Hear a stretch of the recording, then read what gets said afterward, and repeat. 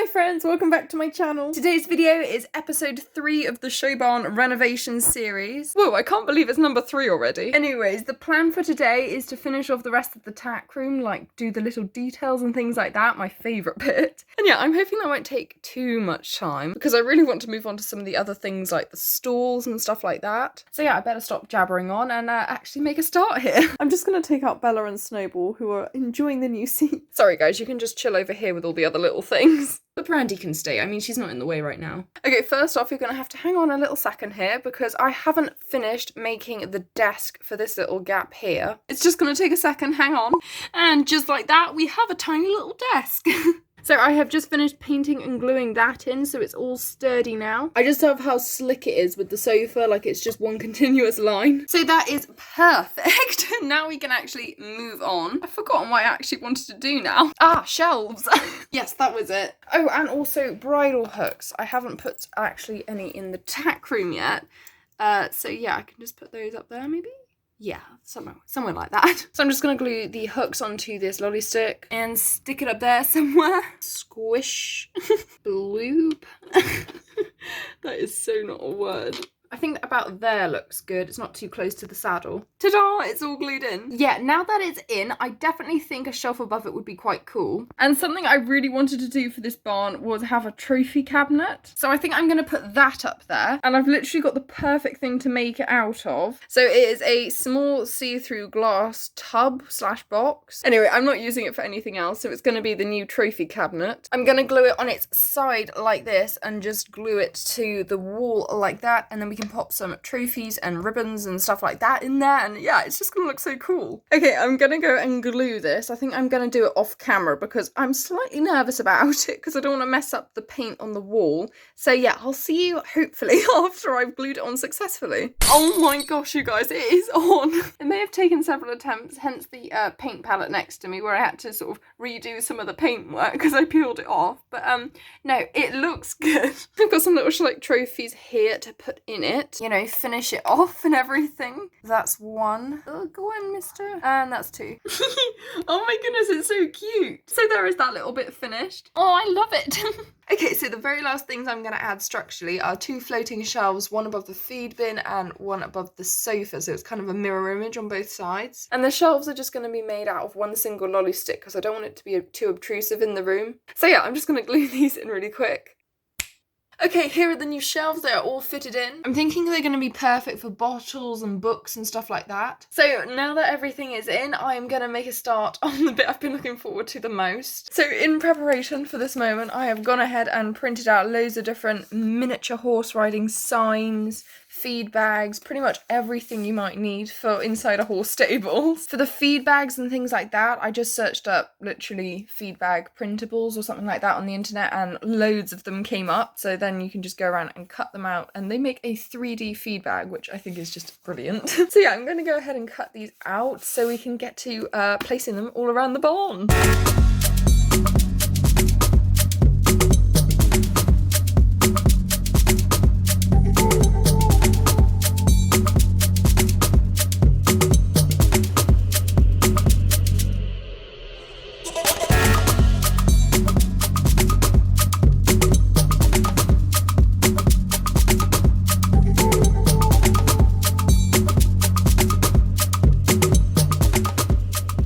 Oh my goodness, so I have finally finished cutting out all of these little posters. Honestly, my hand has gone so numb.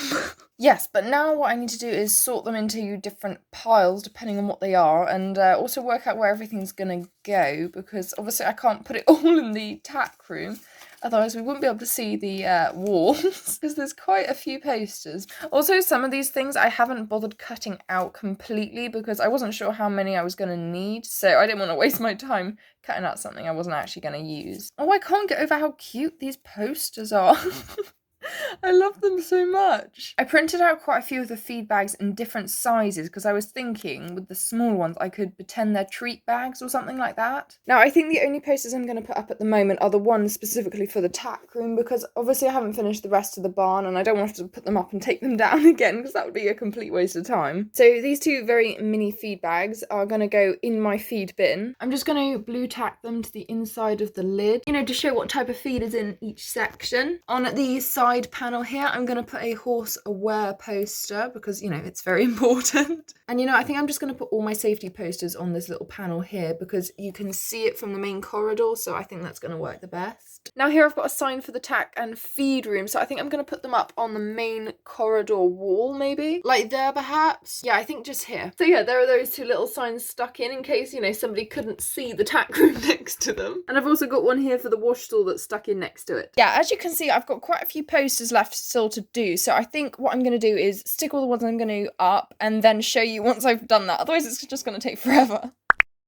Alright, I'm back. Did you miss me? I may have gone a tad overboard with all the little posters because I just think they're so adorable. So I'm going to have to give you a quick update because you can't see everything that I've stuck up on camera right now. So we've got the signs for the different rooms here and there. In the tack room we've got some signs above the desk and then a huge poster wall behind the sofa, which I'm kind of obsessed with. Oh, I mean, it's so cute.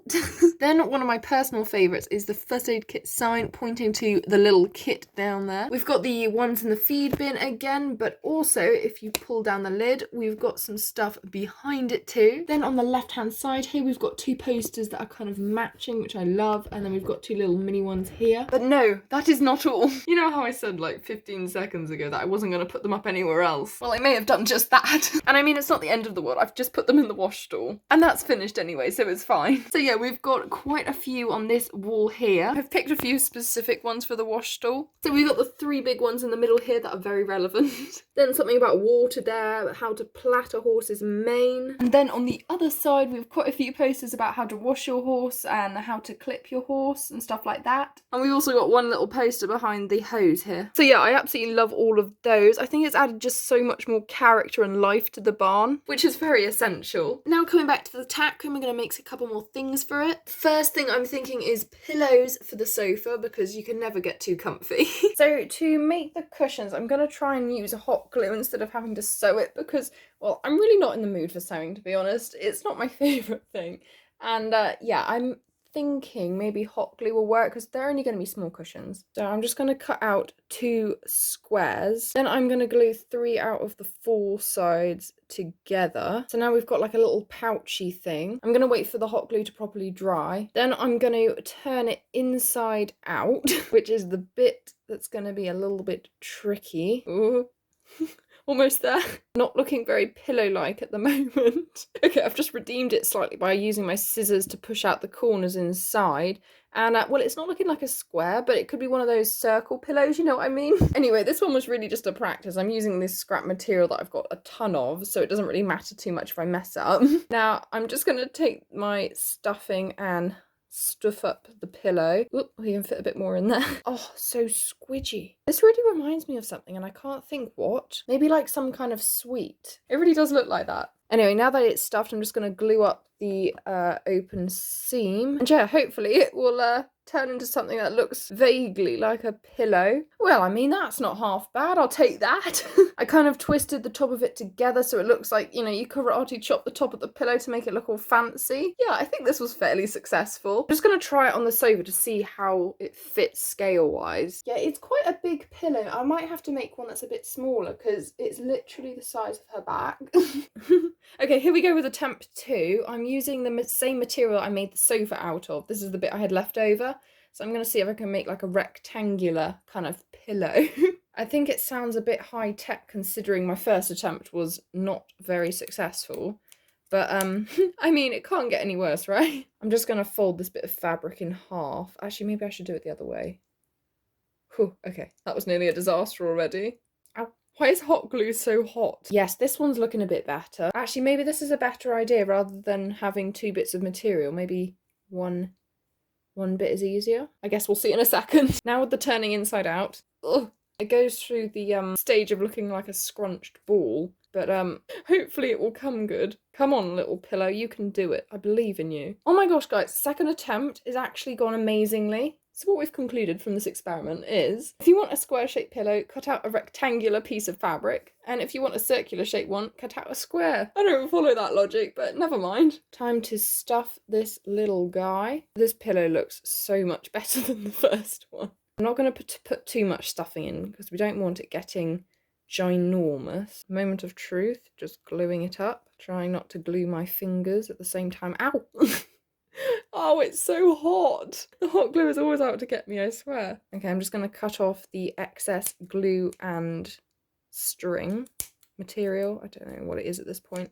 Okay, maybe it's looking more like a trapezium now, but you know what? I'm really pleased with this. And it actually looks a lot more to scale on the sofa. So I think I'm going to have one more attempt with this fabric to try and make a square-shaped cushion. And voila, our second sofa cushion. So the next thing I'm going to try and make is a little dog bed. Or a cat bed, I guess they're pretty much the same. So I have my chosen material here. It's a very random pattern, but you're not going to see too much of it because the bed's going to be so tiny. What I think is going to work best for this is cutting out a little strip, which is going to be the back and sides of the bed, like so. Now I'm going to fold it in half like this and glue it.